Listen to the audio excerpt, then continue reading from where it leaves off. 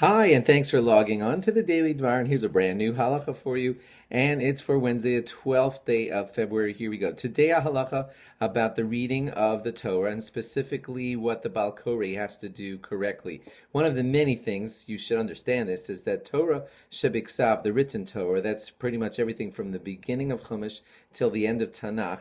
That's supposed to be read from inside of a book. That's Torah shebiksav, and it's meant to be written inside, read inside. And Torah shebal peh, those are things like Gemara, Mishnah, etc. That's really meant to be read bal peh.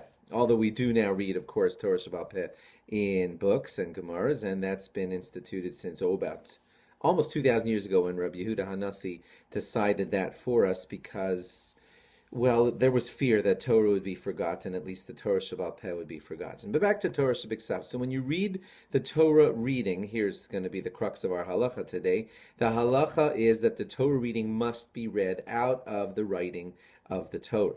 A Baal Koreh, think specifically about a bar mitzvah boy who studies his parsha very well and knows it pretty much Baal Peh or off by heart, is still encouraged, better than encouraged, we insist that he, although he knows it totally off by heart, he must read it out of the writing of the Torah. That's how the Torah reading just goes, and you have to do it that way. So the bar mitzvah boy or any good Baal Koreh should not be looking around at the crowd or anywhere else except at the Torah letters and words while he's reading the Torah to the entire congregation. So, but this sometimes happens, especially at the end of an aliyah, and that is that sometimes the Baal Koreh is reading along, and as he gets to the trailing words of that aliyah, he kind of looks away as he gets to the ending words of that aliyah. So the halacha is that that's improper. Even as he reads the last words of the aliyah, he should still be looking at every single word, even as he says it, even though he knows what that last word is. Now, but you know, when you really want to get to the nitty-gritty and the specifics of reading, what we sometimes do is our eyes take in a couple of words at a shot. That's what happens when we read.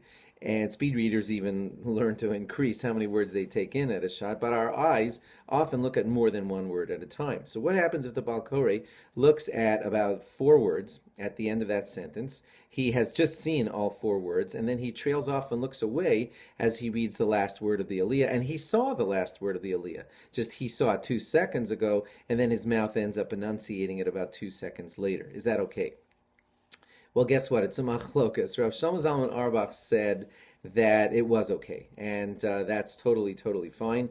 And Rav Moshe Feinstein Zatzal argues and says no, that you're not allowed to do that. You should have the Baal Koreh look at every single word as he is enunciating that word. Even if his eyes saw it 2 seconds ago, he should be looking at it while he is saying it. If the Baal Koreh actually did do that, does he have to repeat? There's probably enough room to be lenient to say that he doesn't have to repeat the next words, but I would leave that to the Gabbai or the Shul Rabbi to decide specifically. If you want to ever bring that to the attention of the Gabbai or the Shul Rabbi, by all means. But we can't decide right here in this short little video. I just want you to know that such a hakpada, such a caring for that kind of idea exists. What happens if you see it happen? Alert the rabbi, alert the gabbai, and they will know what to do. Tell them the Baal Koreh was supposed to look at the last word as he said the last word, and I think he looked at it, but I think he read it 2 seconds later while he wasn't looking at it, and hopefully the good rabbi in your shul will decide what to do when that happens. But now you're more educated on that important halacha. Thanks for logging on. Log on again tomorrow for more. Bye-bye.